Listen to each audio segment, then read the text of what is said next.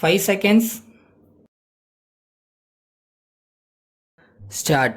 மாண்புமிகு பேரவை துணைத் தலைவர் அவர்களே, மாண்புமிகு முதலமைச்சர் அவர்கள் அளித்துள்ள துணை மதிப்பீட்டின் மீது நான் சில கருத்துக்களை கூற விளைகிறேன். இந்த துணை மதிப்பீட்டில் தேவையான செலவுகளை மட்டுமே காண முடிகிறது.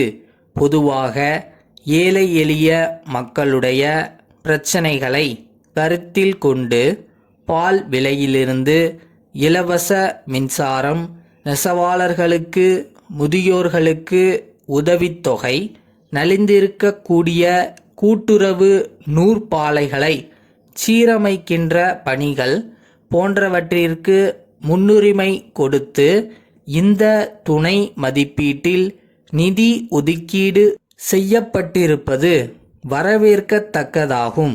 அதுபோன்று மாண்புமிகு முதல்வர் அவர்கள் காவிரி நதிநீர் பிரச்சினைக்கு நிரந்தரமான தீர்வு காண்பதற்கு கர்நாடக அரசோடு சேர்ந்து பாரத பிரதமர் அவர்களிடத்திலே அந்த பிரச்சனை குறித்து பேசி சுமூகமான முறையில் தீர்வு கண்டிருப்பதை நான் வரவேற்க கடமைப்பட்டிருக்கிறேன். அவர்களிடையே ஏற்பட்ட உடன்பாட்டினால் தஞ்சை மாவட்டத்தில் வேளாண்மை உற்பத்தி செய்யக்கூடிய விவசாயிகள் பலர் நாள்தோறும் செத்து கொண்டிருந்த நிலைமை மாறி அவர்களுடைய வாழ்க்கையில் ஒரு நம்பிக்கை ஏற்பட்டிருக்கிறது.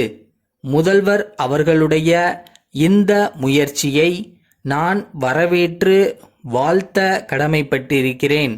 அடுத்தபடியாக நெசவாளர்கள் பிரச்சனைக்கு நீண்ட காலமாக தீர்வு காணப்படாமல் இருந்தது.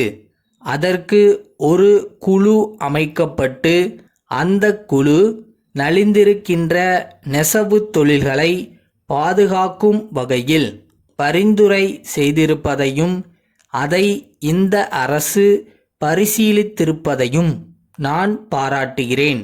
அதேபோன்று கடந்த சட்டமன்ற கூட்டத்தில் இந்த அவையிலே மாண்புமிகு முதலமைச்சர் அவர்கள் சட்டமன்ற உறுப்பினர்களின் தொகுதிகளில் அலுவலகம் கட்டுவது குறித்து அறிவித்தார்கள்.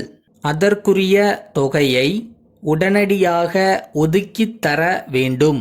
அவ்வாறு செய்தால் மக்களுடைய பிரதிநிதிகளை பொதுமக்கள் அணுகி குறைகளை சொல்வதற்கு நல்ல வாய்ப்பாக இருக்கும் என்பதை தெரிவித்துக் கொள்கிறேன்.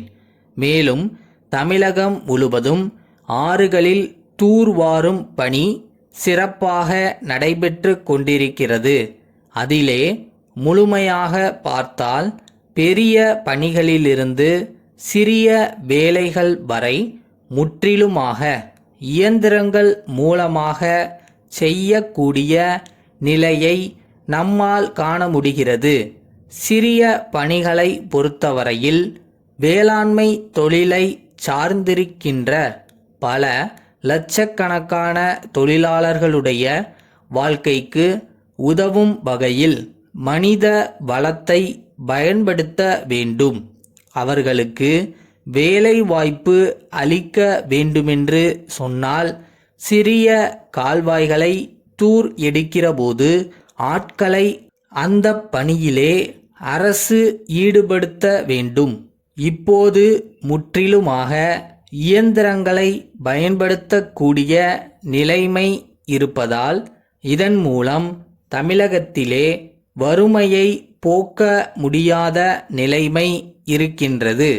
ஆகையினால் சிறிய கால்வாய்கள், குளங்கள், ஆறுகளை தூர் எடுக்கிறபோது மனித வளத்தை பயன்படுத்துவதுதான் சரியாக இருக்கும்.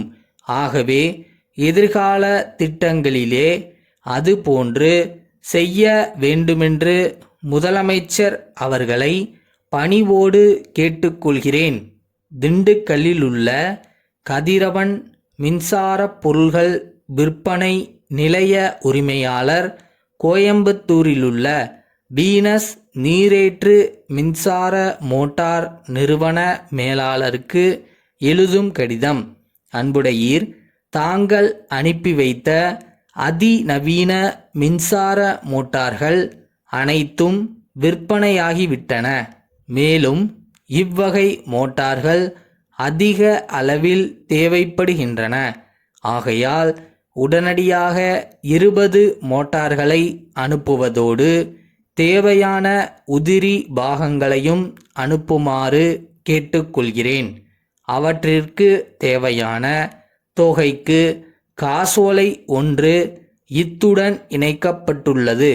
விலையில் ஏதாவது மாற்றம் இருந்தால் அதன் விவரத்தை தெரியப்படுத்துங்கள். உடனடியாக உரிய நடவடிக்கை எடுப்பதோடு தங்களுடைய நிபந்தனைகளுக்கும் கட்டுப்படுகிறேன். மேலும் இந்த மோட்டார்களை இயக்குவதில் சரியான பயிற்சி இல்லாததால் பயனாளிகள் சற்று சிரமப்படுகிறார்கள். அவர்களுடைய சிரமத்தை போக்குகின்ற வகையில் தங்கள் நிறுவனத்தைச் சேர்ந்த தொழில்நுட்ப வல்லுநர்களை அனுப்பி பயிற்சியளித்தால் நன்றாக இருக்கும். அவர்கள் வந்து தங்குவதற்கு வேண்டிய எல்லா வசதிகளையும் நான் செய்து கொடுக்கிறேன் என்பதை தங்களுக்கு தெரிவித்துக் கொள்கிறேன். தங்கள் நம்பிக்கையுள்ள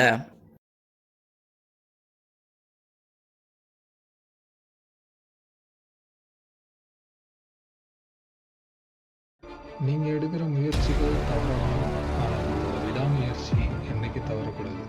ஸோ ஆரம்பிக்கலாமா?